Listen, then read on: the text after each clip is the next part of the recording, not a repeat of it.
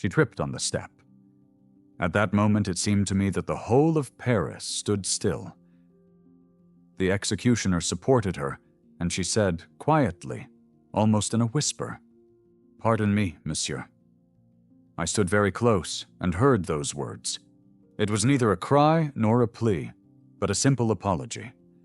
It was the way the former Queen of France went to her death. I was there in Revolution Square on October 16th, 1793. I saw everything with my own eyes.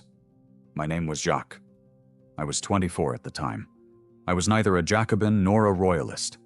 I was a simple man who found himself at the center of a great drama. When I woke up in the morning, the neighbors were already saying that today would be the Queen's execution. Many people had been running to the square since morning. I went there too. I needed to see it for myself. I needed to understand what the end of an era meant. By lunchtime, the whole square was packed with people. People were waiting. Guardsmen stood at every corner. Soldiers walked beside the cart in which they were carrying her, Marie Antoinette. People were shouting, waving their hands, spitting after her. But she didn't react. I saw her face as the cart passed by.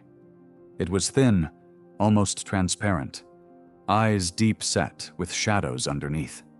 Her hair was cut off. Her hands were tied behind her. She sat upright, keeping her head up.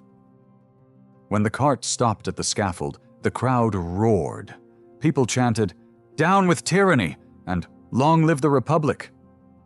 But there were some who were silent. I noticed a man in a black hat. He stood with his eyes closed, whispering a prayer. And another woman. She was holding a baby tightly and crying. All these faces merged into one. No one knew whether to be glad or afraid. The executioner helped Marie Antoinette up. She stumbled. I saw her look at the executioner and say to him, "Pardon me, monsieur." I remembered it forever. It was the moment when the Queen became a human being. Not a symbol, not an enemy of the people. A human being. She walked to the block, lay down as she was asked. She screamed nothing. She didn't beg for mercy. She simply remained silent. The executioner checked the ropes, raised his hand. The crowd held its breath. The blade glinted and fell. It all happened in a second. The Queen's head rolled into the basket. Blood gushed onto the boards. The executioner raised her head, showing it to the crowd. The crowd roared. Some began to clap, some to shout. I stood and watched. My heart was pounding. I didn't know what to feel. Joy? Bitterness? Surprise? I looked at this moment and felt empty. As the crowd began to disperse, I stayed behind. I needed to see what would happen next. The soldiers were removing the boards. The executioner was wiping his hands. Someone was covering the body with a cloth. It was quick, like it was just a job, just another day. After the execution, I could not find a place for a long time. It seemed to me that that day was imprinted in my heart. I wanted to understand. What had really happened? What did it look like through the eyes of the one who stood closest to me? A week later, I found out where the executioner lived. His name was Charles-Henri Sanson. He had served as executioner of the royal court and now of the Revolutionary Tribunal. It was said he executed Louis XVI himself. Now the Queen. I had the courage to go to him. He opened the door for me himself. He was tall, with a tired face. He wore a simple vest and a collarless shirt. I introduced myself, said I was in the square. He looked at me carefully. I expected him to send me away, but he said, "Come on in." We sat down at the table. Charles-Henri was drinking wine. He looked at me and said, "You think I'm an animal. You think I'm enjoying this?" I fell silent. He grinned. "You know what the hardest part of my job is? Not lifting the axe. It's not sharpening the blade. It's looking into the eyes of those you're leading to their death. I asked him about the Queen. He was silent for a moment, then he said, She surprised me. A lot of people scream, beg, curse. She didn't.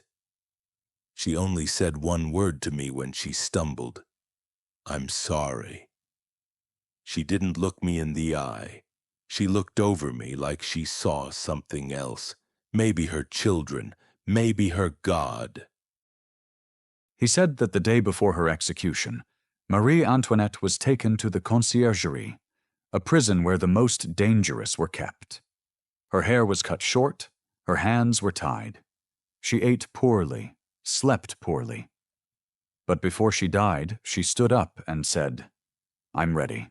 It's amazing how a person can change in one day." The Queen became a captive. The captive became the victim, and the victim became a legend. He showed me an axe. It was big, heavy, with a polished blade. I touched it. It was cold. "It's just a tool," he said, "like a blacksmith's hammer. But when you know what you're hacking with it, it gets heavier." We talked some more.